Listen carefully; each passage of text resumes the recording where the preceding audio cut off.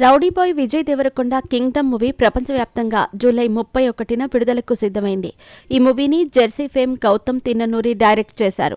విలక్షణ నటుడు సత్యరాజ్ ఈ మూవీలో కీలక పాత్ర పోషిస్తున్నాడు.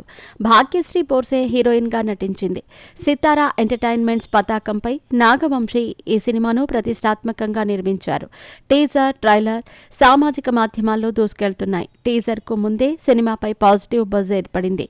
అటు అడ్వాన్స్ బుకింగ్స్లోనూ కింగ్డమ్ మూవీ హవా నడుస్తోంది. మూవీ టికెట్స్ హాట్ కేకుల్లా అమ్ముడైపోతున్నాయి. ఈ నేపథ్యంలో రిలీజ్ కి ముందే కొండన్న రికార్డులు క్రియేట్ చేస్తున్నాడు. అటు ఓవర్సీస్లోనూ కింగ్డమ్ మూవీకి ఊహించని బజ్ ఏర్పడింది. ఈ సినిమాకు సంబంధించిన అడ్వాన్స్ బుకింగ్స్ ని ఓవర్సీస్లో కొద్ది రోజుల క్రితమే ఓపెన్ చేశారు. దీనికి అక్కడి ఆడియన్స్ నుంచి కేవలం ప్రీమియర్ షోస్కే $1 మిలియన్ గ్రాస్ వసూళ్లను రాబట్టేలా అనిపిస్తోంది. ఓవర్సీస్లో ఇప్పటివరకు అడ్వాన్స్ బుకింగ్స్ ద్వారా ఈ చిత్రానికి $2,40,000 గ్రాస్ వసూళ్లు వచ్చాయి. దీంతో రౌడీ బాయ్స్ ఫుల్ జోష్ మీద ఉన్నారు. కొండన్న కొట్టేశాడంటూ కామెంట్స్ చేస్తున్నారు. అయితే ఈ మూవీని ఇటీవల రిలీజ్ అయిన పవర్ స్టార్ పవన్ కళ్యాణ్ హరిహర వీరమల్లుతో కంపేరింగ్ చేస్తున్నారు.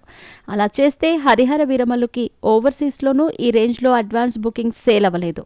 దీంతో పవన్ ఫ్యాన్స్ దీన్ని అవమానంగా భావిస్తున్నట్టు కామెంట్స్ వినిపిస్తున్నాయి.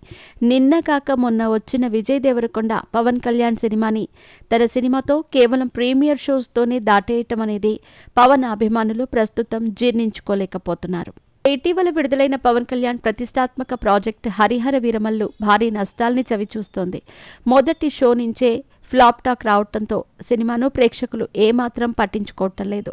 మొదటి రోజుతో పోల్చితే రెండో రోజు కలెక్షన్స్లో 80-85% డ్రాప్ కనిపించింది.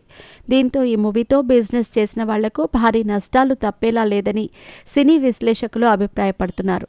తొలి రోజున సినిమాకు 40 కోట్లకు పైగా కలెక్షన్స్ వచ్చి ఆశ్చర్యపరిచింది. పవన్ కళ్యాణ్ కెరీర్లో బెస్ట్ ఓపెనింగ్స్ అందుకున్న సినిమాగా హరిహర వీరమల్లు నిలిచింది.